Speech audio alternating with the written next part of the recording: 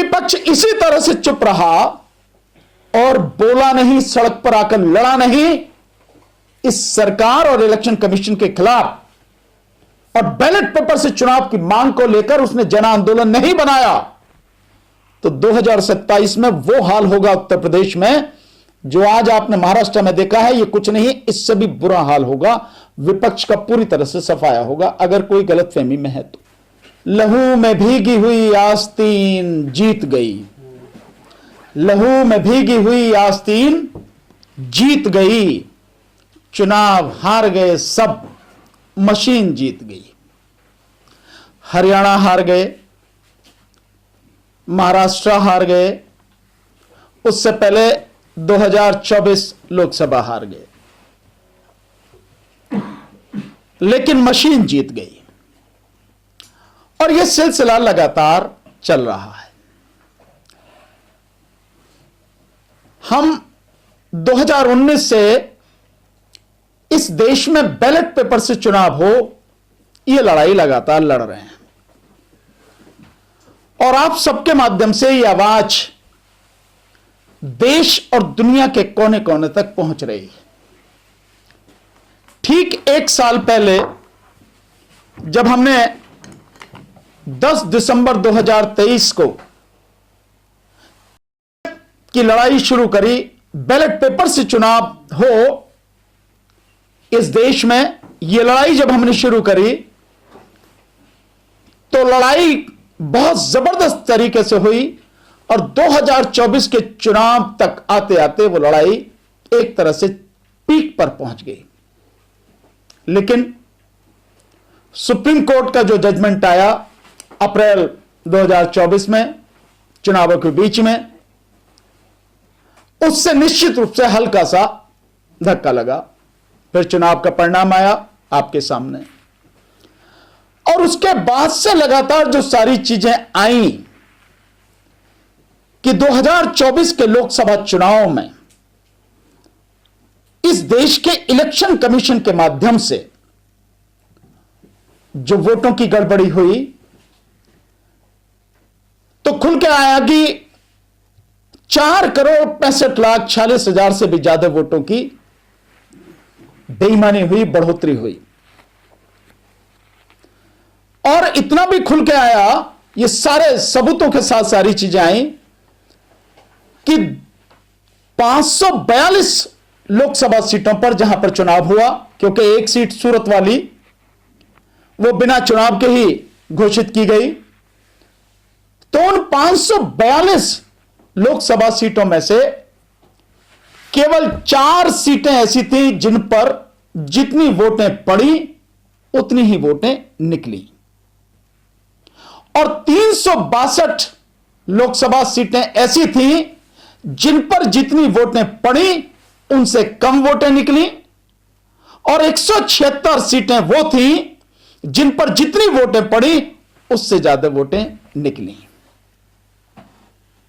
और इस सबकी वजह से 79 सीटें यानी 79 सीटें बीजेपी जीत कर आई।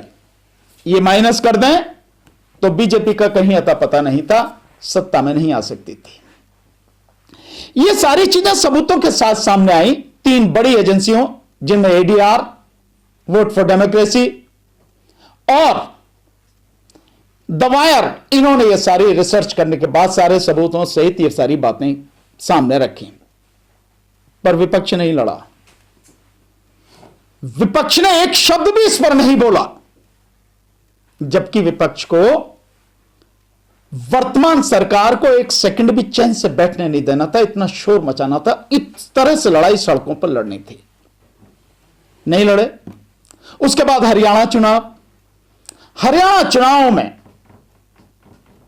इलेक्शन कमीशन ने लगभग 14 लाख वोटें बढ़ाई, जिसकी वजह से बीजेपी को 20 सीटों का फायदा हुआ।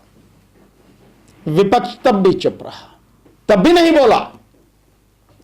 और उसके बाद में अब महाराष्ट्र चुनाव, और महाराष्ट्र चुनाव में जिस तरह से बेईमानी और धांधली हुई है, 75,97,067 वोटें बढ़ाई गई, लगभग 76 लाख वोटें बढ़ाई गई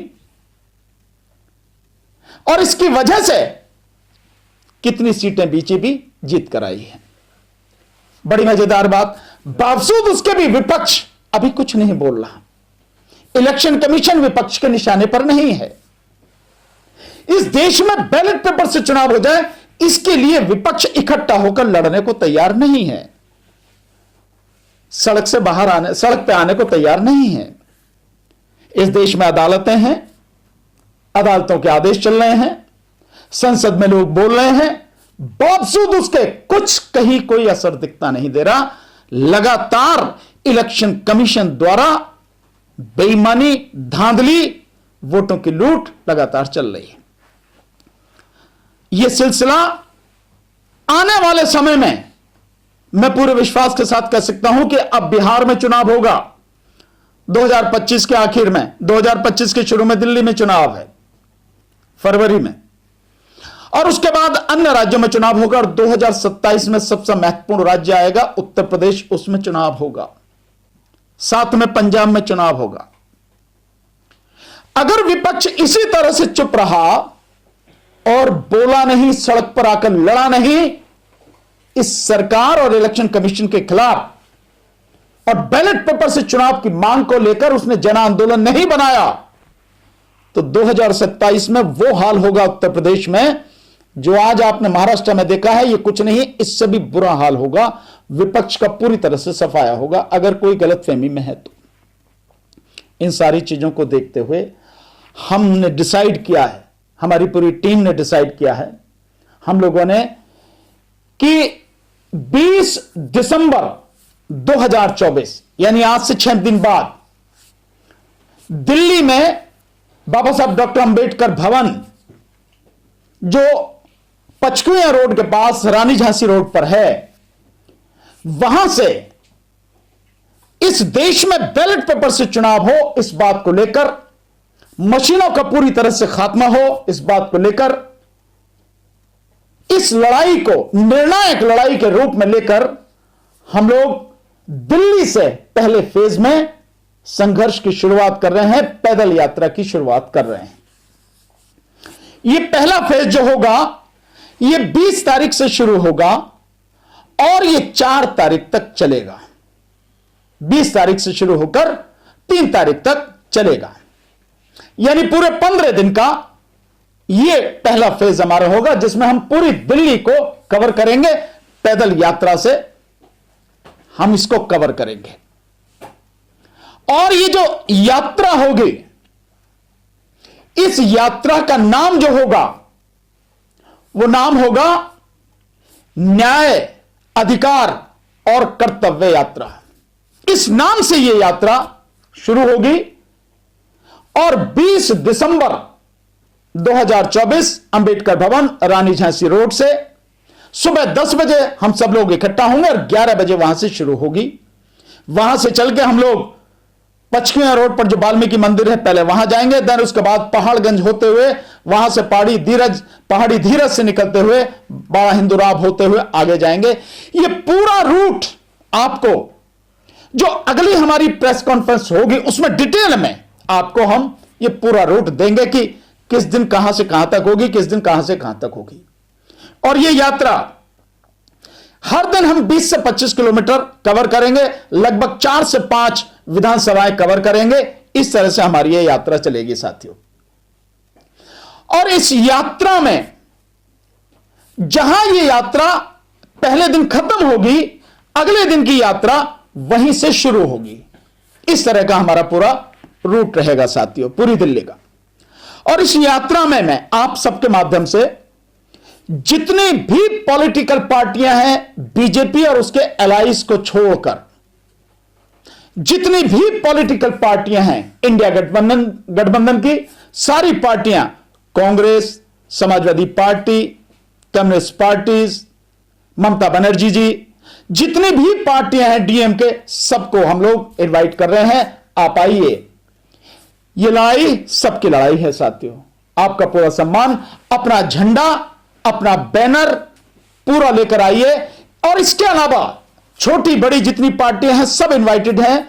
और इसके अलावा जितने भी सामाजिक संगठन हैं, जितने भी लोग हैं जो इस देश को बचाना चाहते हैं, इस देश की नस्लों को, फसलों को, किसान मजदूरों को, युवाओं को, बेरोजगारों को, इन सब को बचाना चाहते हैं, उन सब का अपने झंडे और अपने बैनर, अपने पार्टी, अपने संगठन के माध्यम से आपका स्वागत है। सब लोग इस मामले में आइए।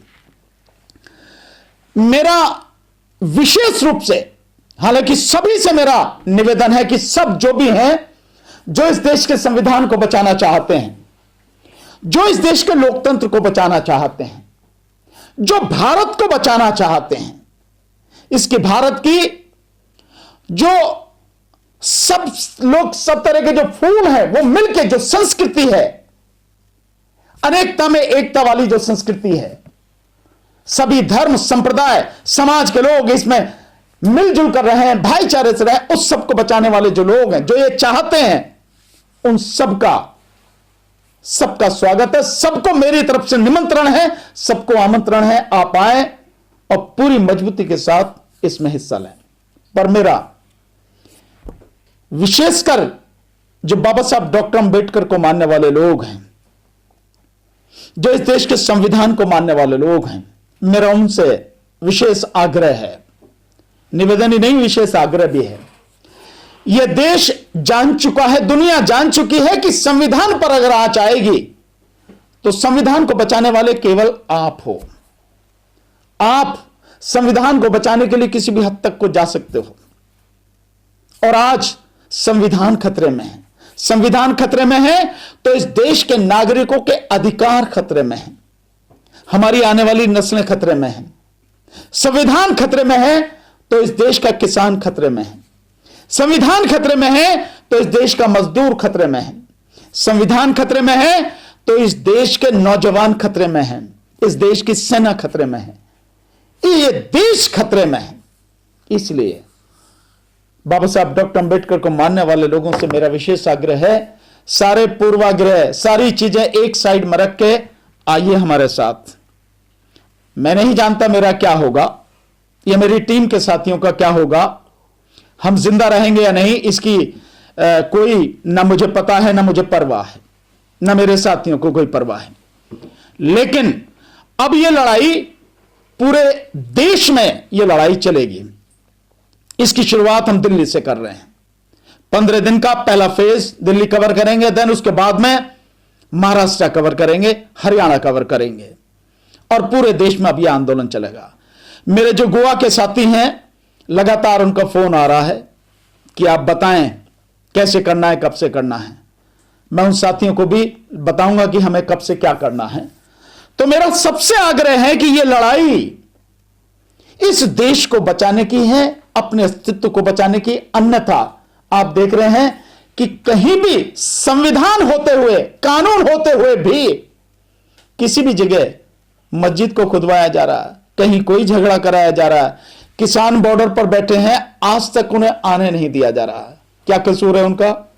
कोई कसूर नहीं। शिक्षा का बेड़ा गर्क, रोजगार का बेड़ा गर्क, ये हालात बनाकर रख दिए हैं। भयानक महंगाई है, भयानक बेरोजगारी है, लेकिन सरकार अपने मजे में मस्त है। तो मैं आपके माध्यम से कहना चाहता हूं, ध्यान रखिए जितने भी साथी हैं, और जिन तक भी ये वीडियो पहुंचे, इस वीडियो को जिस भी चैनल के माध्यम से वीडियो पहुंच रहा, मेरी आवाज पहुंच रही है, अधिक से अधिक लोगों तक शेयर कीजिए। और जिस दिन भी आपको सूट करे, ये मैं नहीं कह रहा कि आपको 20 तारीख को आना, हो सकता है किसी को 21 तारीख का दिन सूट करे, किसी को 22 तारीख सूट करे, किसी को 23, किसी को 24, जिसको जो दिन सूट करे वो वहां इस लड़ाई को, इस आंदोलन को ज्वाइन करे। अब ये लड़ाई रुकने वाली नहीं है।